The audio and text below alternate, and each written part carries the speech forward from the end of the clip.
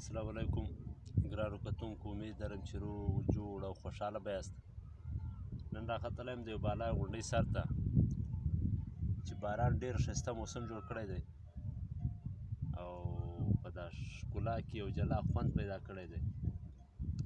نو یو دوه شعره درته ډالۍ کوم، امید لرم چې ستاسو د خوښې وړ وګرځي. شاعر هم کله کله غرتې کوي،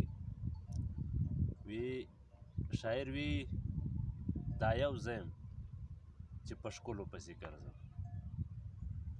دا یو زه یم چې په ښکلو پسې ګرځم، کنې ټوله کورنۍ مې تبلیغي ده. او بل ځای بیا شاعر وی زړه مې راته وایه چې دا ښکلي ټول راجمع که، زړه مې راته وایي چې دا ښکلي ټول راجمع که، سیند ته یې غوځار که، عاشقان ترېنه بېغمه که.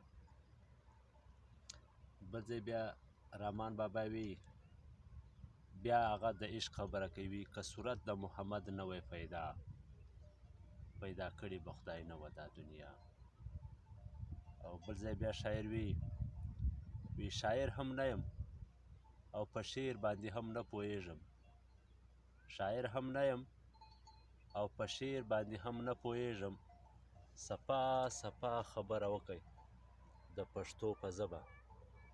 نو دا زموږ کلی دی کښته او ښه ښکلا لري، دا غر دی او په دا غره بیخ سره ښې ښایسته اوبهګانې دي، ښې شنیزي دي، ذمهدارۍ دي، خوندوره علاقه ده. نو